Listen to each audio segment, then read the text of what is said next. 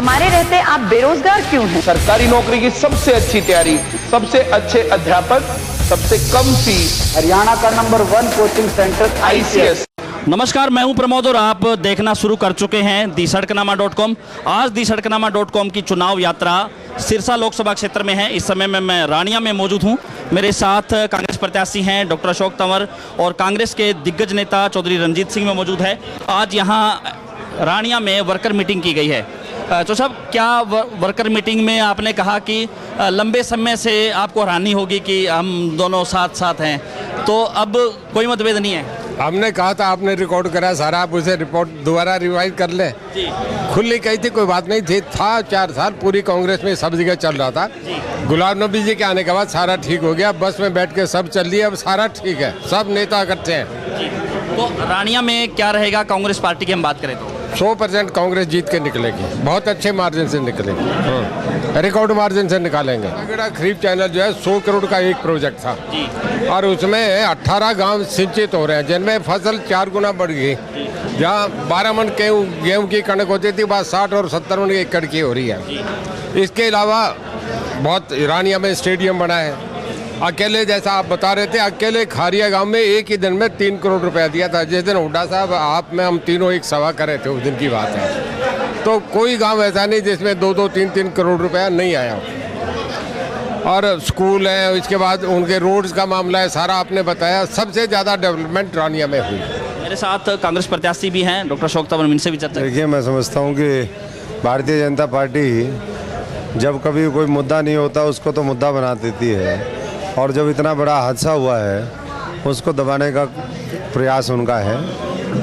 पहली बात तो एम्बुलेंस के लिए रास्ता उनको देना चाहिए था, और दूसरी बात जो टक्कर जिस तरीके से लगी, गर्भवती महिला उसमें है और उसको चोटें भी आई हैं, अभी हॉस्पिटल में उनको एडमिट किया गया है।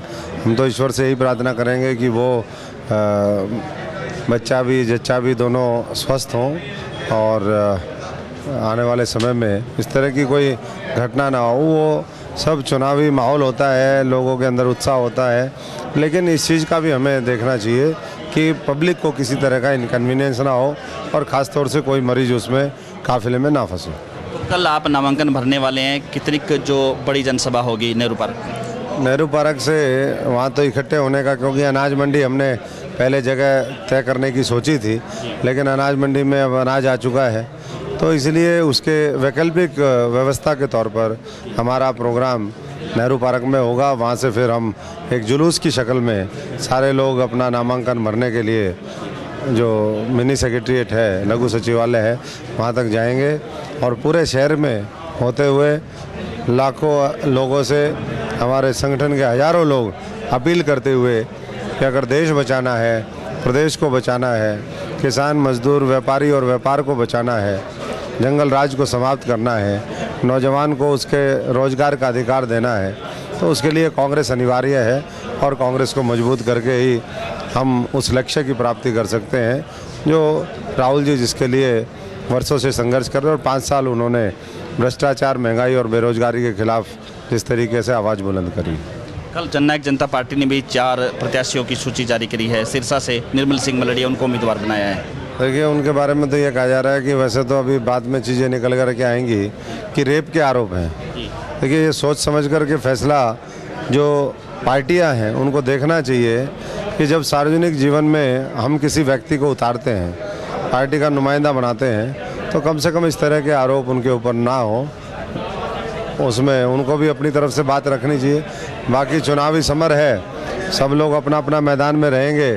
जेजेपी, आम आदमी पार्टी वो पहले कांग्रेस से अलायंस करना चाहती थी, लेकिन वो बात नहीं बन पाई क्योंकि प्रदेश की इकाई नहीं चाहती थी।